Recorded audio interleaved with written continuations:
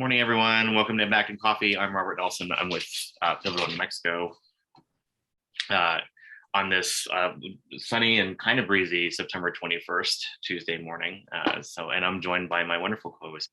Hi, Michael. How are you? Good morning, everyone. I'm Michael Green, co-host for Impact in Coffee, and I'm a program coordinator for the New Mexico Farmers Marketing Association. And yeah, I'm happy you all could join us today. So for those of you who have never been to Impact in Coffee before, I'll kind of tell you what it's about. So Impact in Coffee is an open, welcoming conversation to exchange stories and ideas, to foster innovation, to strengthen the nonprofit sector, and to build community. So basically, that's a fancy way of saying we're a nonprofit meetup group. We usually get together the first 3 Tuesdays of every month. And it's just a way that we can kind of celebrate successes, talk about some of our struggles, find areas for collaboration. And it's just a great way to bring people together. Typically, in the past, we've done this in person at the Albuquerque Community Foundation. So shout out to them for for hosting us for a while. And then also the Impact in Coffee, the coffee part of it. We previously would get coffee from Lily Marie's Coffee. So big shout out to them for being part of the Impact in Coffee group for a while. So today is Tuesday and it's Gratitude Tuesday. So we always like to kind of start by talking about positive things and things we're thankful for. So I guess I'll start by saying I'm thankful for fall. I'm glad that autumn is finally here. So that's what I'm looking forward to. So we would encourage you all to introduce yourselves and write what you're thankful for in the chat. And in the meantime, Robert's going to share what he's thankful for.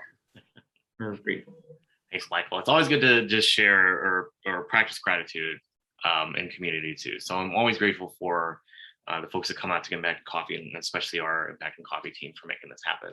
And so like Michael said, if you're new to Impact in Coffee, or if you've been here before, please introduce yourself in the chat. Your name, your organization, your pronouns, and please share what you're most grateful for on this Gratitude Tuesday, because I think it's nice outside today. Very sunny day out today. So I'm just thinking of any announcements that we have. So Impact in Coffee has a small grant called the Next Gen Integrand, and I think we have made some revisions to it. So but if you have any questions about that award or anything like that, we've had like Generation Justice and the Pueblo Action Alliance get funded by it in the past, and it's meant a lot of the time just for building capacity for nonprofit organizations. So you can email nextgenin@syncnm.org for more for any questions you might have, any information you might need for it. And I don't know, Michael, is there any other announcements we want to share? I just wanted to give a shout out to the actual meetup.com group that we have. We kind of combine forces with 1 Million Cups and some of the other networking events that happen on a weekly or monthly basis. So I'm going to go ahead and just drop that link in the chat, but it's a great way that you can stay connected to what's going on in the in the networking community. So I'd say definitely check it out. We always post our Impact in Coffee lineup there, and so it's a good way to kind of see what's going on with Impact in Coffee as well as the other networking groups here in town. Yeah. That's awesome, Michael. Thank you for that. And thanks. I know Eric's here in the audience. Hey, Eric, good to see you. I'll do one last plug, and we'll toss back to our panelists this morning, our guest this morning.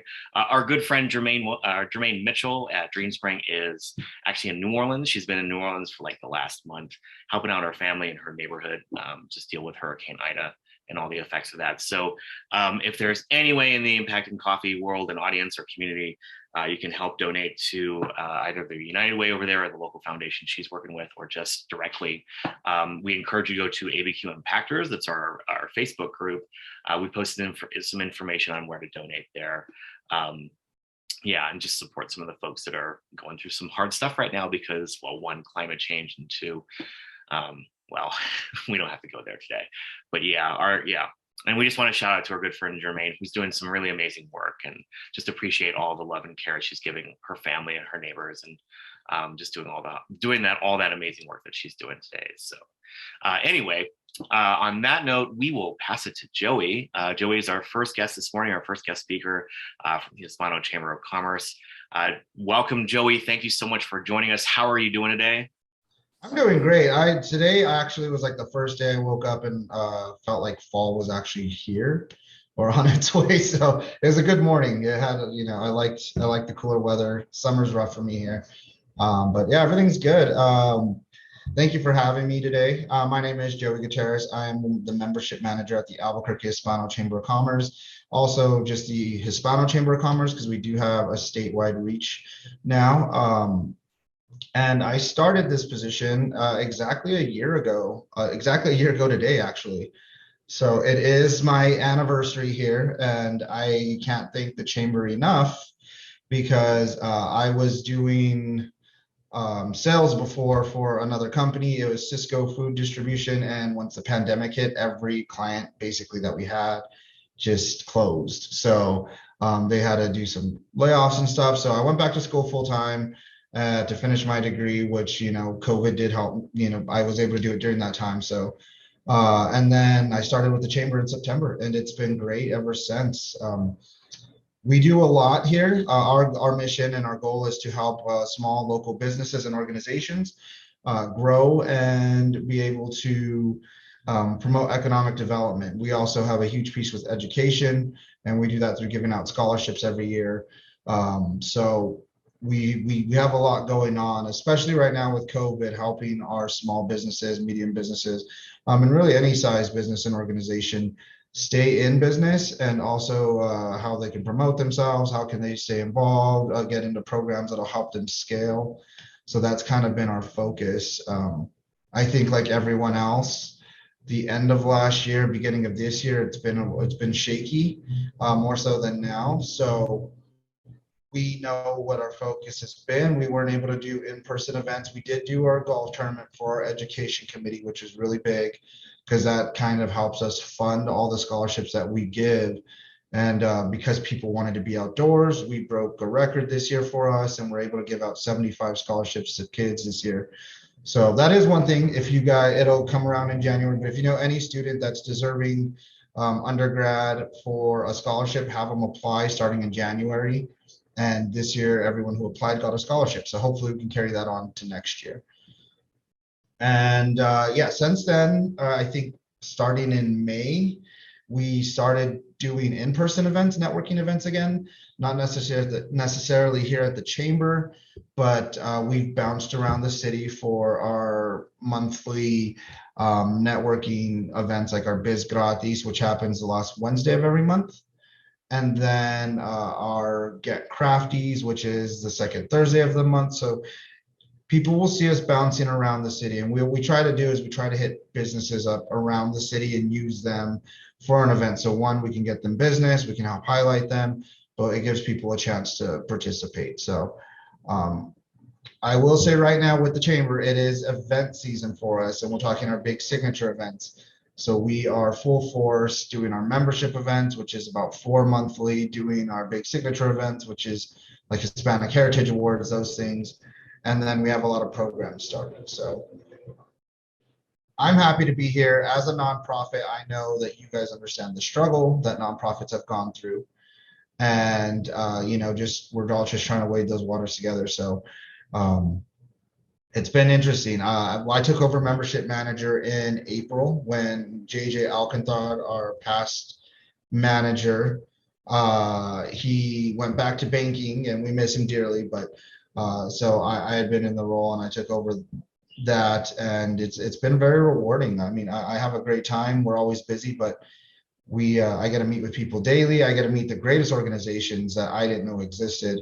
And so that's been a plus for us, and we're just trying to get through this year, hopefully have a holiday season. That's a big thing for us with Balloon Fiesta and everything. We want to see an event and holiday season, within reason and regulations, obviously. But we do think that this year is big for people to get together, stay together, and kind of celebrate what we've made it through. We're still not out of the woods yet, but it's gotten better, and I think we can reflect on that. Are there any questions so far? Not yet, but I'm interested to hear more about some of your new membership campaigns that you're adjusted to COVID, and then what you're looking forward to, like as you close out this year. Yeah, so I mean, one thing that we did well was during COVID, the chamber gave people an option whether if they wanted to be furloughed or if they wanted to stay on, and they found roles for them within COVID last year. I was brought in September, so I was brought on towards the tail end of that, but what they had started, our marketing manager and stuff, was a lot more obviously virtual things. So we started doing our daily flash briefs where we'd get on for 10 minutes, talk about things that are going on with the chamber within membership, still highlight some of our members during those things.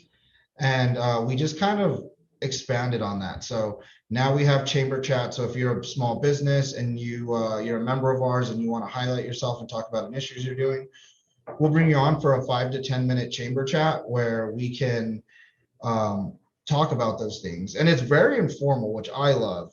When it's kind of structured, those things are weird to me, but when I can just go on and just talk to someone, they're more passionate and we get a big response on those. So we're going to continue with our daily flash briefs. We're going to continue with our chamber chats. We started a weekly podcast with our board members every Tuesday during lunch at 12, and those have been really successful. So people get to know and learn about our board.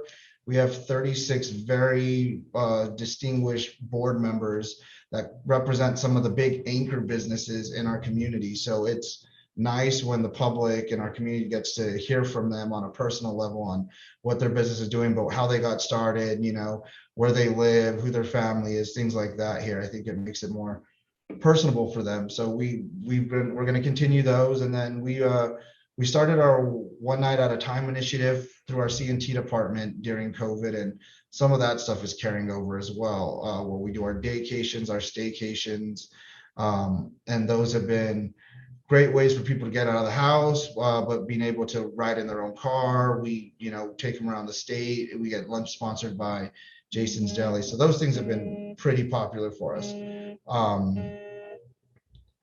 Now, to continue during COVID, we're doing in-person events, not at the chamber itself. The main reason for that, though, is more of a maintenance issue here. Our air conditioner went out in one of our buildings, and so to host things here would be ridiculous.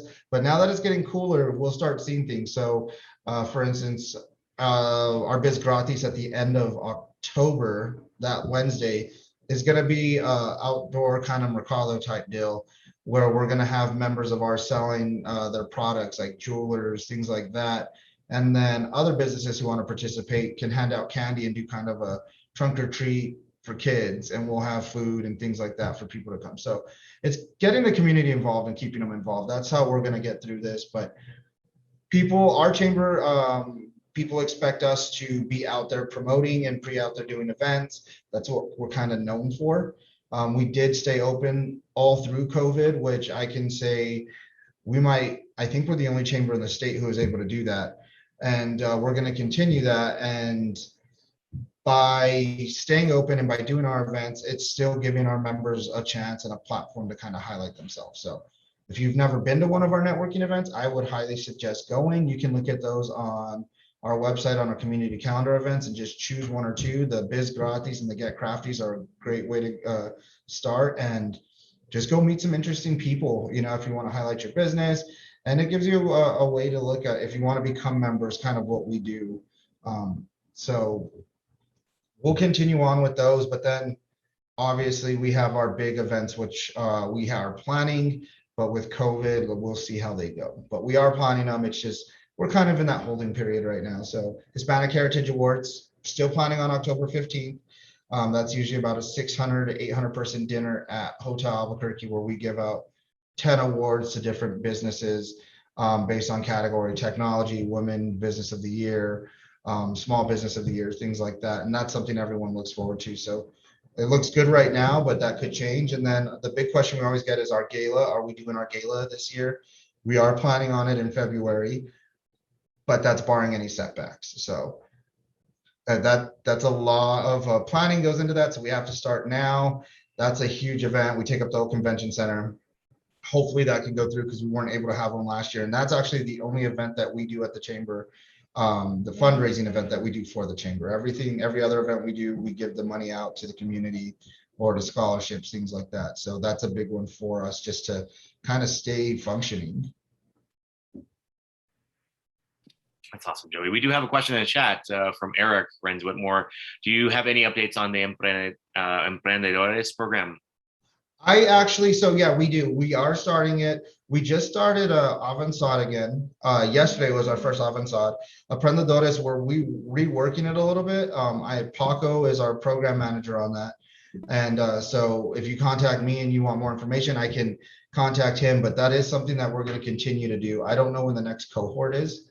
I know we have Avanzad that just started, and then we have our procurement series, which will start again at the beginning of the year, and we'll follow it up with a summit. So those are two big ones that everybody looks forward to, and Emprendedores obviously is big as well. But with some of those programs, it's just reworking them, what we can do in person, what we can do virtual, what hybrid we can do.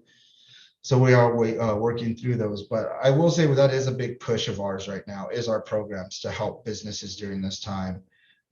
We are starting other programs as well, like we're bringing back an 8A association for New Mexico to help the construction businesses get government contracts. Our procurement focuses on government contracts, but through our 8A association, we're going to help that whole program of mentorship, apprenticeship for people that are looking to be 8A designated. So there's a lot of stuff coming that we're working on. We're trying to think future on what can we do now to set up for next year. So when New Mexico is ready, we're going full force and helping these businesses get revenue back. But that's a great question. Thank you.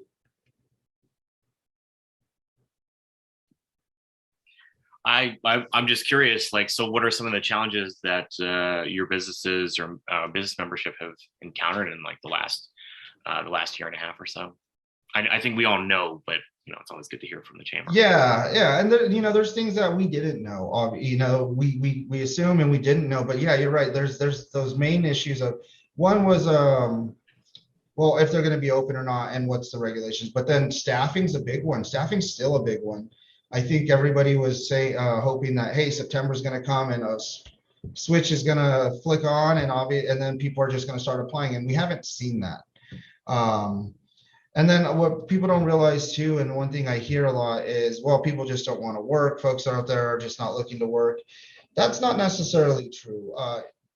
We were asked to change our lives overnight, with childcare, stuff like that. And then now we're being asked to do it again. And so we're not giving folks the chance, I think, not all of them, but a lot of them, the chance to kind of get things in place for that. I know I even ran into issues with childcare for my girlfriend's kid. And, looking at that, some people are it's at a premium right now, the cost of childcare. And so it's like, is it really worth both parents going back to work when they're going to pay $2,000 a month in childcare, or is it worth one staying home and waiting those waters? So it's not necessarily that people don't want to work. There's some people out there who probably have been just, going off of that. But I think there's a lot of just, how can we rearrange our lives again when we just did this? And is it going to happen again? So they're being hesitant on making those final decisions. But staffing was a big one, and we still get questions on that. But for us, that affected us is memberships. We lost a lot of members during COVID that just couldn't afford it. And our memberships are very reasonably priced, $400 in a lot of cases. And that doesn't seem like a lot of money, but that's someone's paycheck. And we have to be cognizant of that. So one thing we did have is we had some of our partners, Brycon, Alivar, they actually donated big chunks of money to put into a fund that we called Buen Vecinos that was there to help pay for people's memberships or members' memberships during that time. And it's been a blessing for them and for us, because it's kept them involved. It's helped pay for that, and it's helped us, with membership. We're a membership-based organization, so that's everything to us. And so we're going to continue that on and carry that on. And it's called our Buen Vecinos, but we're actually going to be hosting a golf tournament in about a month and a half called our Buen Vecinos Golf Tournament to keep adding to that fund so we can continue to help businesses. Sole entrepreneurs, musicians were hit hard, artists were hit hard. And so we have memberships just for them, and we want them to be able to still be members. So we are seeing businesses that are starting to succeed a little bit. But I think small businesses were heavily impacted, are still heavily impacted. And our focus has kind of been them as of late.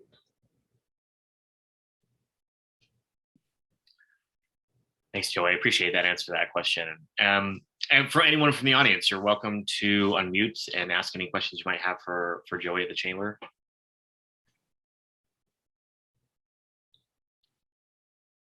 I know Christina was interested in hearing what was going on at the chamber. Is there anything you got, Christina, over there at the Main Street? Sorry, no, it was really good to hear what you guys have been up to over the year, because it's been a little crazy over here. So thanks for giving us that overview. Yeah, absolutely. We are still going to be out there. We're doing ribbon cuttings. We're doing those things. So I know a lot of people are putting initiatives in place. A lot of organizations are putting initiatives in place right now that we want to highlight. We want to talk about that. So if you have any of those, please reach out to me. We can talk about membership and stuff. But one thing I want is, a membership for any organization, whether it's a gym or us, it's kind of what you put into it as well. So we will do our part if you do your part. But if you do that, I can promise you we can help you and we can partner on some things. And that's our whole goal. And we want to prove to our members that we're here for them. I want them to see a return on investment, even if it's a $300 investment. They have to see that they're getting something out of it. And that's what our organization is here for. So we would love to hear from more people. We'd love to meet more people. And I think for me as the membership manager, obviously the funds to help us stay open is through membership, but just expanding our directory. I love when members call and say, hey, do you know someone who fixes windows? Because someone broke my windows, and I'm able to give them a list of like 6 different window companies that are members of ours. And, that making that connection is huge. I've worked with, I saw Sapporo on here. I've worked with Sippy as of late, and just being able to have them as resources is amazing. So that's what I'm looking forward to with our membership. I will say the big ask from me for anybody is, since we are membership based, if you can participate and you can refer people to us, if you feel like there's a need for their business to grow, just let them know we're here and we can speak with them and see what we can do. But we have the Small Business Development Center here. We have the Minority Business Development Agency, and we have Procurement Technical Assistance, PTAC, all housed at our campus to support small businesses. So we're almost like a one-stop shop.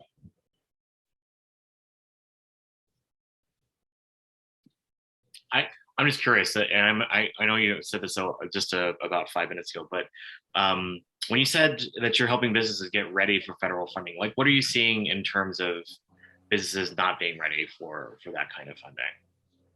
I think the biggest thing is, supplies, obviously, whether if you're a restaurant, food is an issue, but just having what they need, the supplies that they need to open, I think is scary. But there's also a lot of hesitancy on, are we going to go full on buy-in on this and open fully, or a lot of people are still worried that a regulation might come out that closes them. So they're not fully committed yet to opening. And that's been the biggest thing. And it's not their fault. I will say that it is not their fault alone. It's just a pandemic.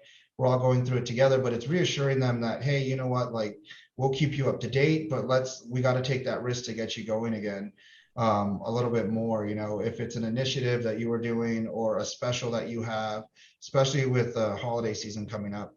And we want them to enjoy that, and we want them to provide the service that they're known for, especially in New Mexico with food and shopping. So I think there's just some hesitancy. A lot of people still have questions. A lot of people are scared. A lot of people are still impacted. Their family's been impacted by this pandemic, and they don't know how to respond yet. That's a really important perspective. Robert, did I hear you right asking about getting people ready for federal funding? Was that something you were talking about? I'd be really interested, because it's overwhelming how fast it all comes. And as the Main Street organization, like in a low tech neighborhood, like I'm running up and down the street, printing things out in Spanish for Juanitas, and then finding a volunteer to go help her with the application, and like over at Ives Flower Shop to go see Rosemary to make sure she's getting, all the grants and support that she should. And I wonder if there's a way that we can maybe be a little bit more efficient. And also I was wondering what help for that you guys might have in Spanish, because I'm the only bilingual person. Okay, no, actually, I think obviously you work down the road from us, so we should be partnering more together and being that support system, because those same, even Red Ball Cafe, I think we have the opportunity when we pass down this road to see a lot of the struggle that's going on firsthand, and it's daily. And so those businesses are just a representation of what's going on citywide. Right. And yeah, we do have bilingual folks here that can help with that. I purposely hired someone bilingual when we started building this team again. So he's available, Daniel's available at any time to talk to anybody you want. And then we do have a BeWellNM as part of the chamber. I don't know if people know that now. So the New Mexico Health Exchange. And we have bilingual speakers there. So if anyone's looking for medical insurance or their business doesn't offer it, but they want an option, now's a good time. Open enrollment starts November 1st, and the government has pumped a ton of money into the New Mexico Health Exchange to get people covered. Just a kind of a testimony, my girlfriend wasn't covered for the last year, gave me a heart attack because she refused to do it because it was so expensive, and she just talked to them and they got her medical insurance for $20 a month, which is amazing. So if you're a small business, that's another resource, is talk to them, let them offer something on your behalf for a retention tool, and chances are they're going to save some money. But for federal funding, we do have our grant writer. We do have someone in place that can help us with that, look into options. And then we're always in contact with SBA, SBDC to find out what's really out there for folks. That'd be really good. Hey, thanks, Impact and Coffee, for getting us to sit down together. Oh, yeah, absolutely. And Eric, that's awesome to have on there. But health insurance is really big right now, and we're not out of the weeds on this pandemic yet, so everyone needs to be covered.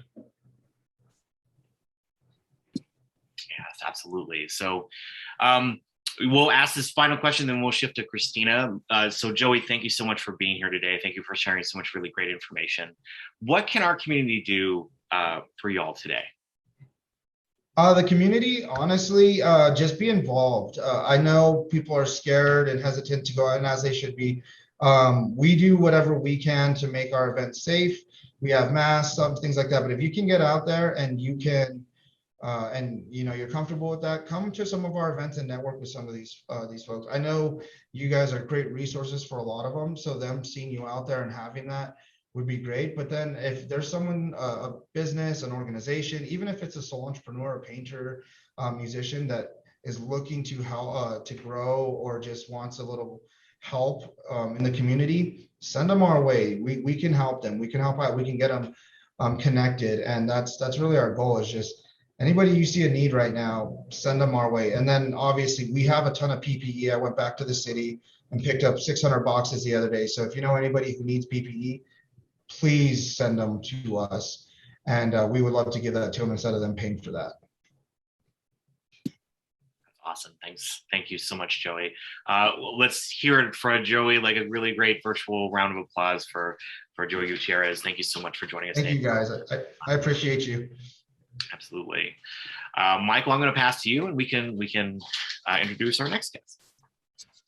All right. Thank you, Joey. Thank you, Robert. It was great learning about the Albuquerque Hispano Chamber of Commerce, and I think there's lots of avenues for people to connect with you. So I hope you see a lot of that come up.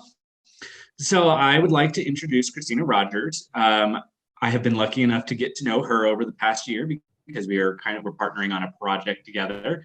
But it's been amazing to get to know Cristina and learn what the Barelas Community Coalition is doing. And so we're really excited to hear all that you're doing, Cristina. So go ahead and take it away. I like that you emphasize the all. You're so nice, Michael. Yeah, so I'm the executive director of the Barelas Community Coalition. I'm also the treasurer of the Neighborhood Association, and I sit on the boards of Flamenco Works and the Rail Yards Market. So I'm just the neighborhood employee. And I think sometimes people don't understand how I got to this place where I am the neighborhood employee.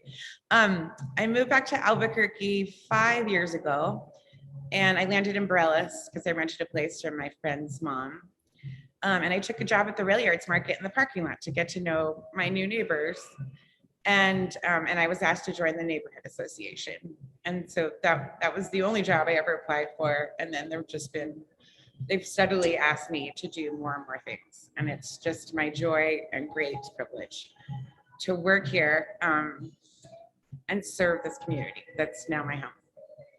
So the Barelas Community Coalition is actually, that was all to preface the journey of the Barelas Community Coalition.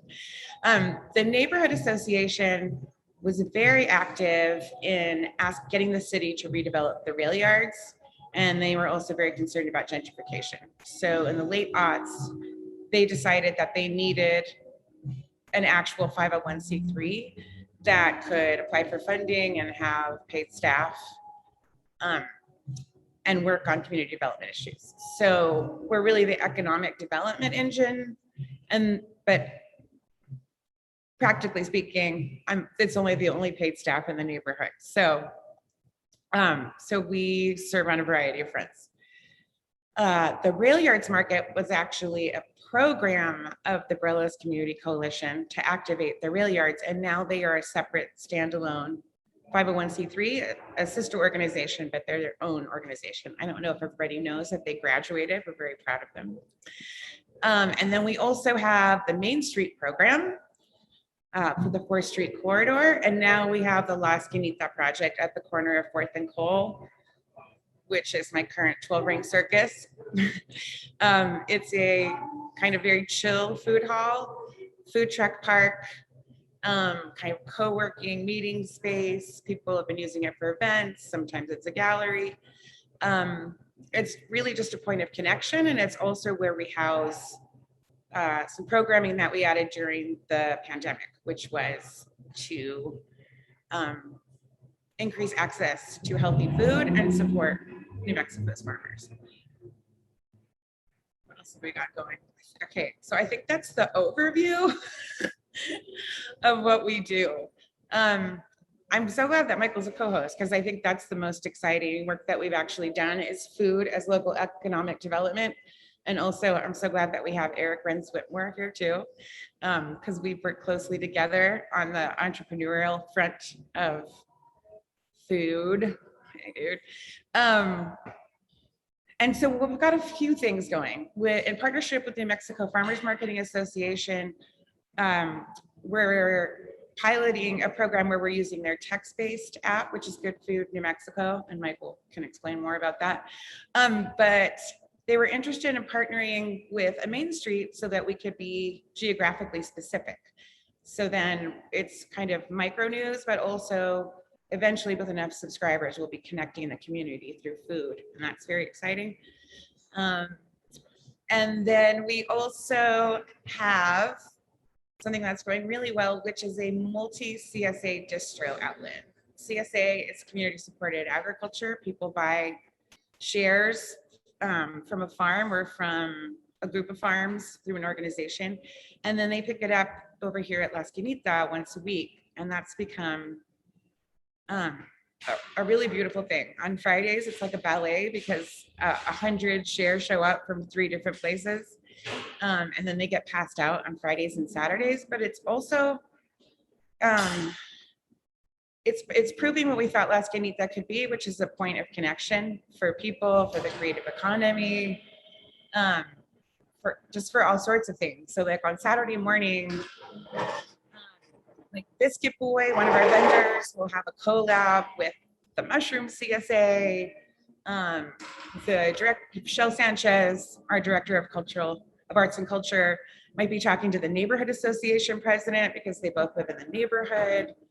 People are really beginning to meet each other, and new and exciting ideas are growing out of those kind of collisions. And then we've also, it's a large space, please come visit. We've also been using it as an interactive project and community engagement tool. So one of the things that we're working on, for instance, is a $5 million upgrade and redesign of 4th Street. And so we have all, all the posters and boards up where people are giving their input and kind of dreaming of what the future is going to be. And that's for a variety of projects. So I think, as usual, I've rambled on for a little bit, and I wanted to see if anyone had any questions.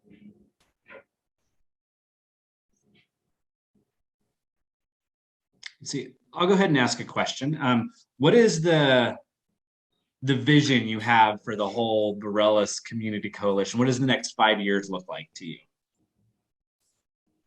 Okay, so one thing that we've been working on for the last, I'd say, couple years is getting the organization to a place, getting the organization organized and to a place where it can really increase capacity. And that's just the boring back end, but foundational things, like the bylaws and the articles of incorporation needed to be aligned, and they needed to be refiled. The financial system needed to be modernized. So that's, we needed a new financial services provider that could help us administrate federal grants. This organization wasn't going after federal money because they just didn't think they had the capacity to even manage the grant. So we worked really hard to get to that position. So in the next 5 years, I'd say, my head's gonna explode if I try to plan out 5 years. But I'd say in the next couple of years, I wanna be able to, in the next 2 to 3 years, we should grow all the sort of programming that we have about the food, and food is economic development, because we've seeded a bunch of things over the pandemic, and those need to get solidified, tested, either discarded or moved or modified. And then, I really see it growing into being a community development corporation. Whether people want to say that out loud or not, I'm not sure, but that's really what's going on around here. Is a larger, right? It is. Wait, there's a question. Eric has a question. Ooh, for 1 or 2 of the projects you're working on, is there an obstacle you're facing? What can we do to help you take the next steps? You're so lovely, Eric. Please just, okay, what you can do is what you've been doing throughout the pandemic, which is making me sound sane, because we all know I work like 7 days a week, because it is insane, and I'm a one-man band with a new employee. At least I have help now, but she's just part-time. So if you just continue to be patient, because you just know that I don't have time to sit down and strategize and map things out and be prepared for gatherings. I appreciate that so much, because you've been a huge support. That was a lot of editing of podcasts, summarizing what I say into English. And that's just a huge support. I'm so grateful to Albuquerque and to New Mexico, and just the way that we do things. And we're so kind and patient to each other, and really not judgmental. And when this pandemic struck, it was really extraordinary the way that people came together and just said, what can we do? And we found ways to do it together. So thanks, all of you. Marlene says, are you still the neighborhood association? If so, how do you incorporate unpaid folks and make sure their needs are met? If not, did the association split up, and what is the status? Okay, that's a great question. The neighborhood association, we still have a Barelas neighborhood association, and that's the group that officially represents us for like land use policies and things like that. But we also work closely together. And then there's a third organization, Casa Barelas. And we each kind of have our own lanes. So Casa Barelas is sort of arts and culture based, and also some wellness. And then we do kind of more economic development. And then the neighborhood association does their normal neighborhood association things. But we all come together. A good example of that is the city released the feasibility study for the soccer stadium 3 weeks before they wanted to vote on it at city council. It was news to us that that a preferred site was a couple blocks away at 2nd and Iron. So for something like that, the three organizations came together immediately.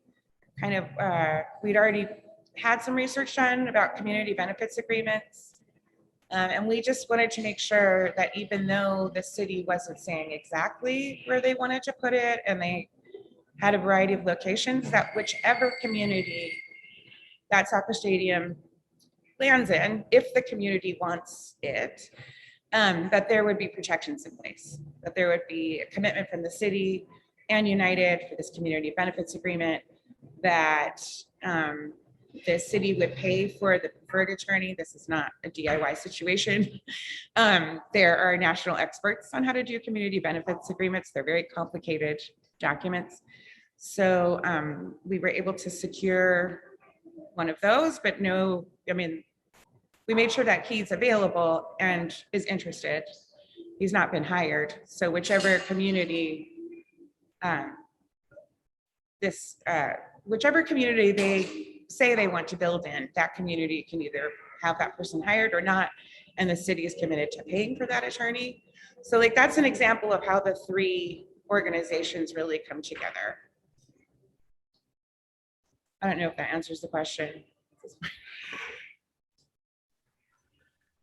And Christina, can you tell us a little more about the food truck area that you have, and also a little more about La Esquinita and maybe location and hours and all that good stuff? Yeah, actually, will it make you guys dizzy if I walk the laptop through so you can see where we're at? I like that idea. Let's try it out. Okay, let me know if this is working. Okay, so we're in my office side, and this is like the flexible side that we're still building. And now, can you see? Are we good? Yep, we're good. Okay, so for instance, here's where we do interactive project work. That's for 4th Street.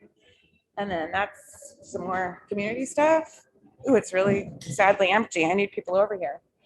And this is the inside, and we're walking toward Foodlandia. Hang on, over here we have a basic commissary prep kitchen so people can get their permits. And then over here is where we do most of our food-based work. And now I'm taking you out to the food truck park, which is why my project for the day is to finish landscaping. So this is what we got going on. So the trucks parked down the middle, and then there's all the seating. And then we did, as part of our Great Blocks project, we did some landscaping around some community pillars that have been done with some artwork. So the food truck park will be opening soon. Actually, it's the busy season for food trucks. So something we just found challenging was getting some that were available. So we're going to be creating some event programming and getting that activated. And then on Saturday mornings, we have more vendors like Biscuit Boys here every Saturday, but we'll be adding the indoor food vendors. Like charcuterie apparently is the thing that everybody wants so they can graze all day, and for meetings. Oh, there's Michael's banner that he created for us. Yeah, thanks for that shout out, definitely. Sure. So you mentioned it briefly, but what were some of the obstacles that you faced during the pandemic when everything was kind of shut down and you guys had to maybe readjust your focus and stuff? What were some of the obstacles that you found, and how did you suppress them, and what do you see having longevity? Yeah, the main obstacle, well, I didn't feel like the main obstacle was just really not having enough time to do everything and adjusting to the Zoom thing. And remember, I mean, it was nuts last year. It was just, people were just, no one doodle polled anymore for meetings. They just made Zooms, and suddenly we were like in multiple Zooms at the same time. It was really hard. And I'd say my big, finding life work balance, right? Like, I have not actually managed to do that. Getting better at it. but it just kind of went out the window. That was like the main, I'd say those were the main obstacles. The other stuff were just challenges. You know, it was like, where am I going to get the money, and people helping out, and just, that was just challenging, but it wasn't like an obstacle. I think there's a difference. I didn't mean to get philosophical this early in the morning. No, that's great. Thank you. Let's see, are there any questions from the audience? Do we have any more questions? Feel free to either unmute yourself or type them in the chat. So not necessarily a question. Well, I guess, what can we do to help you guys out? Obviously, we're in the same neighborhood. I see a lot of what you're doing when I pass by and stuff. We go to Novelty Coffee as much as we can, but I think the neighborhood in general just needs kind of a boost. So how can we partner for that? I love your food truck. I've been waiting on your food truck for like a year at the food truck park, but I know with COVID and then it got cold and all types of stuff, but we do see food trucks up and down the street that have been successful. So I think that area is going to be great. But what can we do in the meantime to partner? Yeah, no, the only delay with the food truck park is that it's the city's first permanent food truck park. So that was just a permitting circus. But now it's finally fully permitted, so we can open back up again. And thank you for supporting the TCI and the Red Ball so much. I know she really does really feel supported. The main thing you guys could help out with is staying ahead of like the COVID related relief, right? Like the city comes out with a grant. If you guys could help educate the businesses on Main Street, that would help me so much, because literally every time a city grant comes out, or every time there's like a restaurant relief program or any of those fundings, I actually have to go to every single restaurant and business and make sure that they know about it and help them navigate them, because especially last year there were just so many that would come out. It was like 5,000 here and 10,000 there, and every dollar counted, but it became overwhelming for them to be able to understand which one did what and to make sure that they were applying for all of them. So if we could work together to make sure that we're getting the word out, either through the minority business office or just some kind of program where we could send people, because even, you know, SBA was really hard to get a hold of. None of the webinars were in Spanish for any of the grants. And so it's things like that. That'd be really the big help, is to make sure that these small fries are managing most effectively the funding that's about to come. I mean, yeah, the pandemic was terrible, but there's about to be a once in a generation amount of money out there that we all need to be prepared to go after. Yeah, absolutely. And you've brought up the bilingual community, the Spanish speaking community multiple times. And that has been a focus of ours as well. So there are groups, just to let you know, we have a group called La Amendad, which was built by some of our Spanish speaking businesses. And their job is to go out and help help support them through the chamber. So yeah, we'll definitely look out for them, because I feel like they don't have all the resources a lot of times to know that stuff's available for them. And that's just an injustice. Like, to honestly, being in New Mexico. No, it is. Yeah, it's inequitable. I mean, I'm bilingual, but I'm already everywhere all at the same time. And so I just need some help on that front. We appreciate your work, and we're here to support you. Thanks so much, Joey. It's so nice to have the neighbor. I'm serious. Thanks for like wrangling us into a meeting, because my bad, I haven't scheduled it. Does anyone have any questions? Or are you scared of me answering them?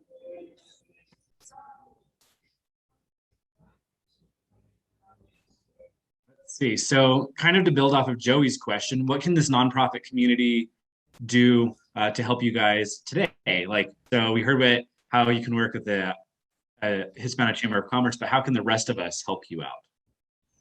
Just come down to La Esquinita and hang out, honestly. That would be awesome. But otherwise, I'm not kidding. Just thanks for being patient and inviting me to do things and always welcoming me into spaces, because I'm sometimes really overwhelmed. like on the verge of being overwhelmed. So I just appreciate you guys treating me as a colleague and being supportive, literally, and summarizing my ramblings into some kind of English. And just all of us working together. Really, honestly, that's the main thing. If you hear about any food as local economic development funding, please send it my way because I might have missed something. But otherwise, just thanks for just being the great community that you are, and come visit us at Escanita and the food truck park. Let's all hang out. That's what would help most. Nice. And for those of you who don't know, La Esquinita is located on the corner of Cole and 4th. So yeah, feel free to stop. And Zipporah, do you have a question? It's not so much a question as a comment. So the state has been working on a 5-year plan to address hunger in New Mexico. So it's looking at agriculture, it's looking at hunger relief efforts, it's looking at value added. So yes, there will be some funding coming out of that. So excellent. If you want to put your email in the chat, I can follow up with you. I'm going to do that. Thank you so much. I appreciate it. And then, yeah, the state is really incredible. I'm so grateful to the state's agricultural, food supply, and value chain actors because they gave me a really quick introduction. I mean, a really quick education and helped me understand how we could contribute to those efforts. And so I just really appreciate it. All of you. Work on that. Thank you, Zipporah. Copy. Hey, Eric, did you want to talk some about the e-ship work and that reimagining New Mexico's food economy and chipping away at our hunger problem? No. All right, cool. No. So I'm no longer with Forward Cities, but I know Erin is doing really good. She's just fantastic. So she's the one who did whatever editing you were referring to earlier. I was just leading the cheers for her and some other stuff. So sorry to put you on the spot. I didn't realize. Oh no. It's good stuff, but I'm not really fully up to date on what's going on with that. So okay, cool. More in the Albuquerque area. Crap. Sorry. All right. Are there any more questions from the audience? I think this has been a great conversation, and it's nice to be able to connect both of our speakers today with each other. That's always magical when we see that happen. Let's see. Robert, do you have anything you'd like to add?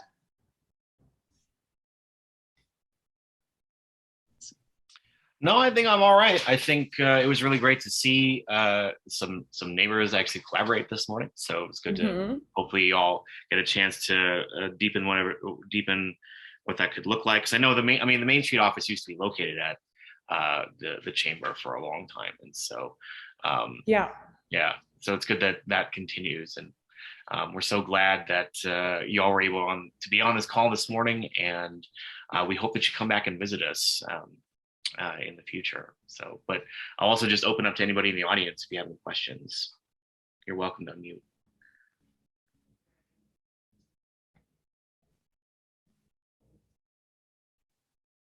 And Christina, I know you all participate in the First Friday Art Walk that happens downtown. Would you like to kind of mention any of the activities you do with that? Or oh, hey, let me give this plug. So we're hosting Zine Fest October, first Friday in October, and then also on October 2nd from noon 11 to 6. And there'll be food trucks. There might be some music. But our First Fridays are always changing, and we always try to work in partnership with someone. So this, in addition to Zine Fest and a couple of vendors, we're also going to have Kids Cook during their hybrid programming. Kids Cook's an amazing organization. I don't know if you know about them, but they put together, among other things, they put together these kits, and then they walk the kids through how to cook those things. And they're usually healthy, and they usually involve locally grown things. It's a very cool thing. And throughout the pandemic, we've been partnering with them. They've been using our space because it's uniquely COVID safer than other places. So they'll be doing that again this month. they'll be doing their cooking class in the back, and it'll be a hybrid. And then we also have Zine Fest doing a pop-up. And they're still working on a few surprises for y'all for that night. And then on Saturday from 11 to 6 is Zine Fest. So come stop on by. Thanks for see, this is what I mean. This is how you help. You remind me of the things that I need to do. Nice. Good. Glad I could help. Thanks. All right. Well, if there are no more questions from the audience, I guess we can go ahead and wrap up for today. So I just really want to thank Christina and Joey for speaking to Impacting Coffee. I think that, we've learned a lot about what's going on in the community with your two organizations. So definitely, appreciate that. So if nobody has any other questions, I guess we can go ahead and wrap up. We'll be back the first Tuesday of October, which is going to be October 5th. So we'll have a week off, and then we'll get back on October 5th with our regularly scheduled Impacts and Coffee. But thank you all for joining us this morning. And as Robert always says, may all your lights be green. Nice, Robert. Thank Thanks you, for guys. asking me to do this. This was awesome. Thanks, y'all. We'll see you in October. All right. Thank you. Bye.